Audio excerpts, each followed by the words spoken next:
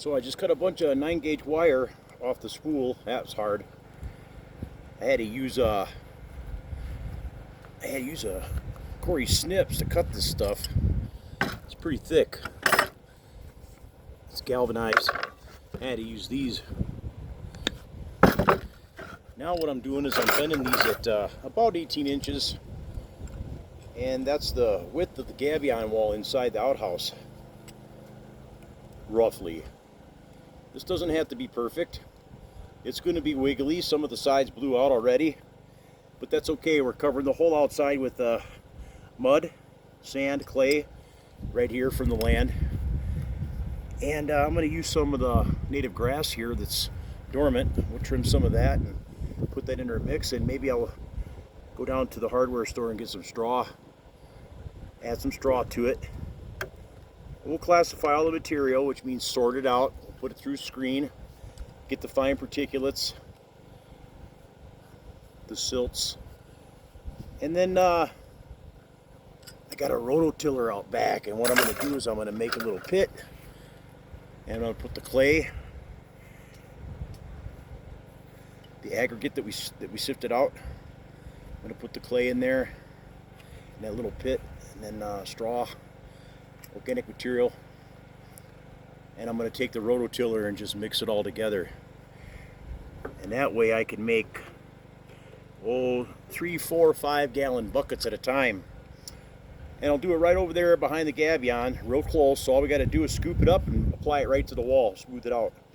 That's going to be a fun day. Playing in the mud.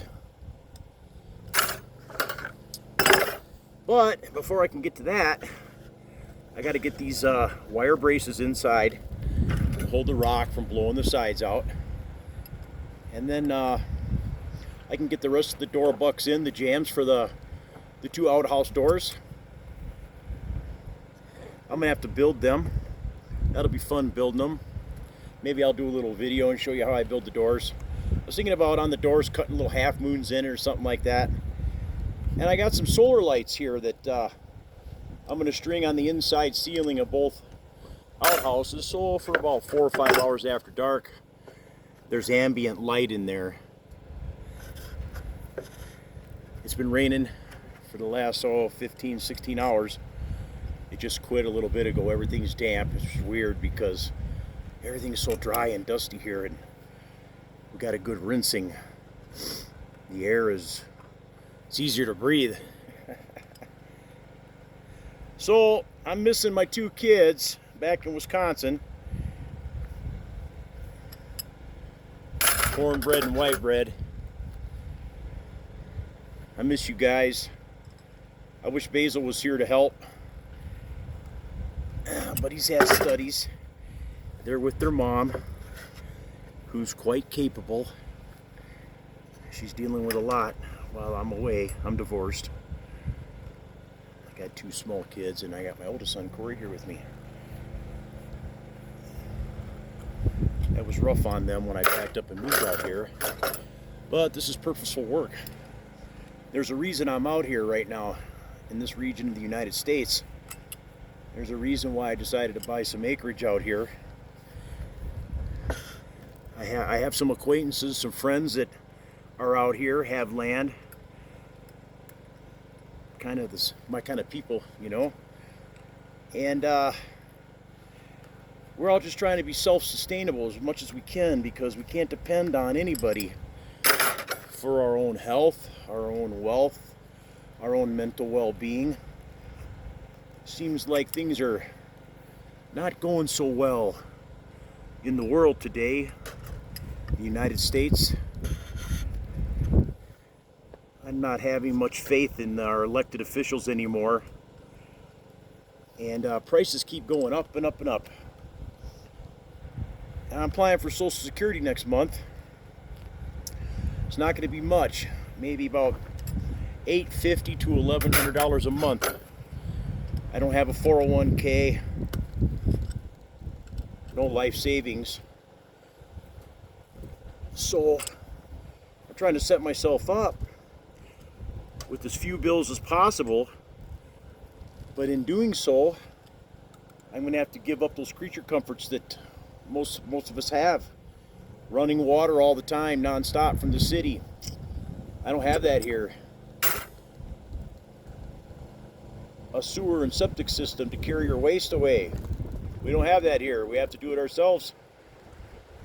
Electric power, you know, except for a storm, you usually have power in the city, in a house, you know, playing the tyrant's game. They provide all those things for you, and you become complacent. And then when those things get taken away, you panic, you freak out. My mom used to always have candles around when I was young. And my dad would say, "We got electricity." And she says, "Yeah, but what if it goes out?" Well, what if they turn it off on purpose? My electric bill, when I was living back in Wisconsin, 4 or 5 years ago, was $113 to $160 a month, family of 4. I got divorced. I was in that house for 2 years. My electric bill steadily went up. When I sold my house a couple months back, my electric bill was approaching $350 a month. And I was there alone most of the time. Just ridiculous. My food bills doubled, then tripled. That's not coming down. And the quality of food in the grocery stores right now, well, you know, you bring it home and you got a couple days to eat it and it starts going bad. It's spending way too much time en route. COVID really hurt the farmers around the world. I remember back in 2020 when the government was panicking over this virus that was killing everybody, which it wasn't. They shut the ports down and they closed the border. I remember watching on TV farmers trying to get produce across the border, and they were dumping it right at the border because they couldn't get through because of COVID restrictions. Our elected officials, they hurt us. They hurt us. So that's why I'm here. I'm going to try to be as self-sustainable as possible, fend for myself, even in this old age. You know, I'm 62. Got a few good years left in me. I'm going to get something going here that's self-sustaining as much as possible. Yeah, solar power, batteries, you know, you still got to generate an income, come up with some of those things to take care of those needs. But you also have to be prepared to where you won't be able to buy those components. You won't be able to get batteries. You won't be able to get solar panels. You won't be able to get materials. As an ex-builder, I've watched the lumber yards and the prices went wild, you know. 3 years ago, I went to buy a sheet of OSB to work on my house, and it was $65 for one sheet of oriented strand board, OSB sheet. That's the stuff that's glued together, you know. And just 2 years prior to that, I was paying about $6 a sheet, which I thought was too much. $60 a sheet of plywood. So, you know, right now materials aren't too bad. The price is up, but not too bad. So if you can get to doing a project like this right now, I would recommend it, because who knows what the prices are going to do. A lot of my friends are out of work right now. They can't even get a job, and the jobs that are available won't pay the bills. So with these videos, I hope to show you that with some time, which is hard for all of us to carve out of our daily lives and working, but if you can carve out the time, you can do some planning, and you can get to a spot like this. But you got to be thinking about it every day, manifest it into your reality. Just wake up every day, figure out what it is you got to do to get here, to get there. Get yourself a piece of land, owner finance, reach out to somebody. Maybe they'll finance it for you. Check your county codes and make sure your county's friendly and not going to be tyrants and charge you for everything that you want to do on your land. Yeah, that's another thing. Maybe I'll do a video on that. The bloated bureaucracies and how they just keep taking money from us. Take. And it's intentional. It's to keep us from being self-sufficient and self-reliant.